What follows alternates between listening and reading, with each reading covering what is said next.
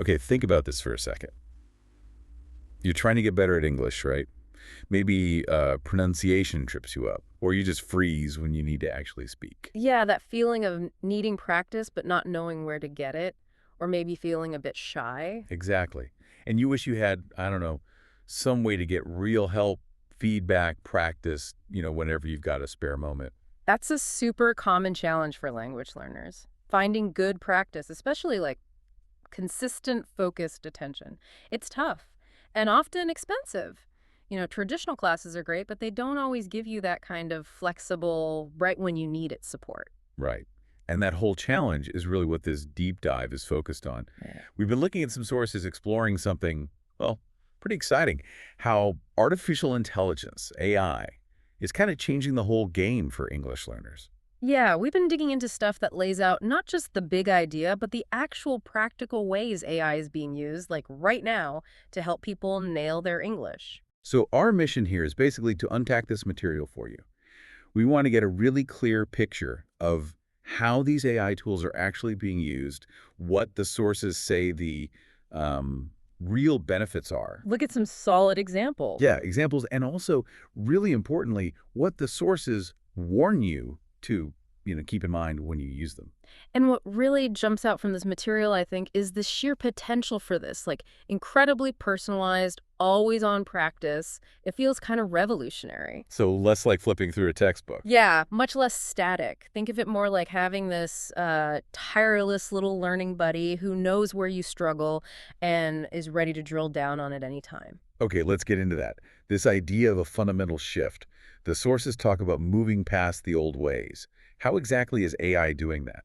Well, historically, learning English often meant, classes, memorizing vocabulary lists, doing exercises that were pretty much the same for everyone in the room. Right. The standard stuff? The huge difference AI brings is interaction and adaptation. These AI systems, they aren't just passive content. They actually respond to what you type or say. They correct your specific mistakes.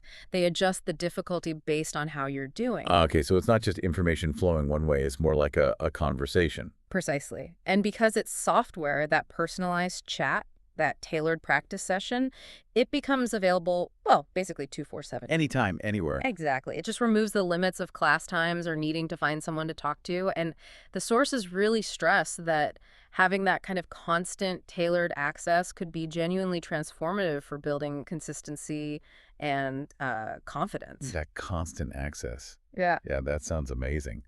So I'm wondering how this actually, looks in practice. What are some concrete examples the sources give? Like, how are students using AI tools day to day? The material points to quite a few practical uses. A really big one is using AI chatbots, like ChatGPT. Okay, right. But how are people using a general tool like that specifically for language learning?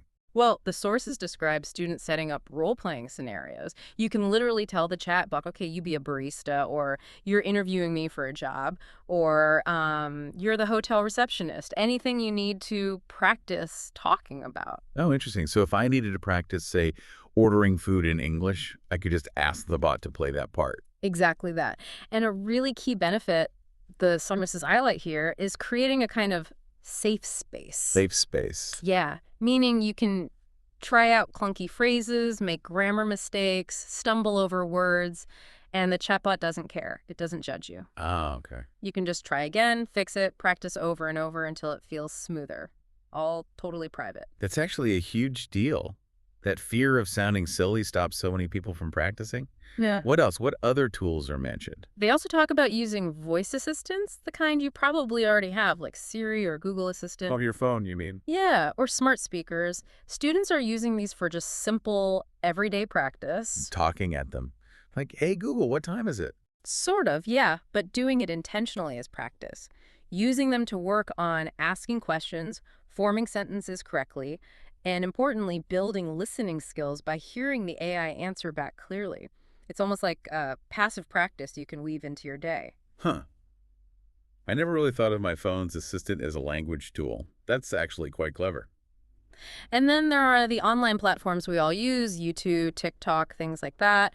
The sources point out how useful the AI features on these platforms can be, like auto-generated subtitles or those auto-translation features. Oh, right. So you can watch videos in English, stuff you actually want to watch, Exactly. and have those AI captions pop up to help you follow along or, like, look up a word you don't know. Precisely.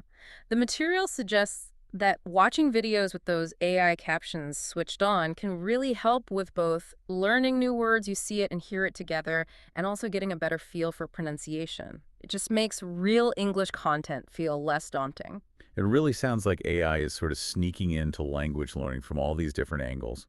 It really is becoming quite pervasive. Okay, so we've seen some examples. Maybe we should dig a bit deeper now into the main benefits the sources pull out, and then get into the warnings or caveats they mentioned too. Okay, yeah. So what's the big picture? Why should someone learning English get excited about these AI tools based on what we've read? Well, the key advantages that come through loud and clear are pretty significant. First, flexibility, and that 24/7 availability we talked about, practice whenever it suits you. Right. Then, deep personalization that AI really does adapt to you. Instant feedback is another big one. Not just correcting your grammar or word choice, but increasingly, tools are using speech recognition to give feedback on your pronunciation, too. Oh, wow. Even pronunciation. Yeah, it's getting better all the time. And finally, realistic practice through those simulated conversations we mentioned. Those are definitely strong points. They address some classic frustrations with language learning, but the sources are cautious too, aren't they? They mention downsides. Absolutely. And this is a really important point the material makes very clear. AI isn't perfect. Not by a long shot. It can definitely give you grammar suggestions or translations that are just wrong. Okay. Or it might really struggle to understand you if you have a strong accent, or maybe an accent it wasn't trained much on.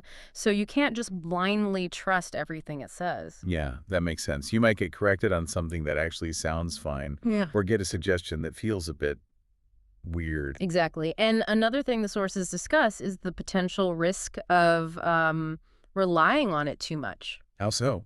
Well, if you only ever practice speaking with an AI, you might not build up the skills and the nerve needed for talking to real people. Yeah. Real conversations have, nuances, body language, interruptions, unexpected turns, stuff that even the best AI can't fully replicate right now. Right. So you could get really good at talking to a bot, Uh-huh. but still feel completely lost when you try to chat with a native speaker at a coffee shop.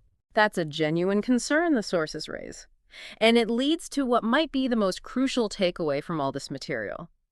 AI should be seen as a really powerful language learning assistant, a tool, An assistant. All right. but not a full replacement for actual human interaction. That means teachers, tutors, language exchange partners, just, talking to people out in the world in English. Got it. The assistant mindset. Yeah. It helps, but it doesn't take over. Exactly. The sources really hammer home the need for balance, using AI tools strategically, maybe for grilling grammar, practicing pronunciation privately, getting quick feedback, but making sure you pair that with essential real-world communication practice. Okay, so pulling it all together then, what these sources are telling us is AI offers some amazing potential for personalized, easy-to-access English practice. And the tools are often things we already use, like chatbots, voice assistants, even features on YouTube. It's like this powerful new layer you can add to your whole learning approach. But, like any powerful tool, you get the most out of it when you understand its limits and use it smartly alongside other methods. So if you're listening, and this sounds intriguing, maybe you're thinking about trying it out. The sources seem to suggest just, starting small. Yeah, absolutely. Don't feel like you have to dive into everything at once. Maybe just try using a chatbot to practice introducing yourself a few times, or make a point of using your phone's voice assistant to ask simple questions in English for a week. See how it feels. Or even just flicking on those AI captions next time you're watching something online. Right. You might be surprised how much practical, low-stress practice you can actually fit into your normal routine that way. It really is quite something how readily available these kinds of tools are becoming for learners everywhere. It truly is. And, it leaves us with a final thought, something to maybe mull over from these sources. If AI is great for certain kinds of practice and feedback, but real human chat is absolutely vital for real fluency, how can you, personally, in your specific English learning situation, find that sweet spot, that perfect mix? Yeah, how do you combine the AI assistant with the human practice to get the best results for you. Exactly. Finding that optimal balance, that seems to be the key question these sources leave us with.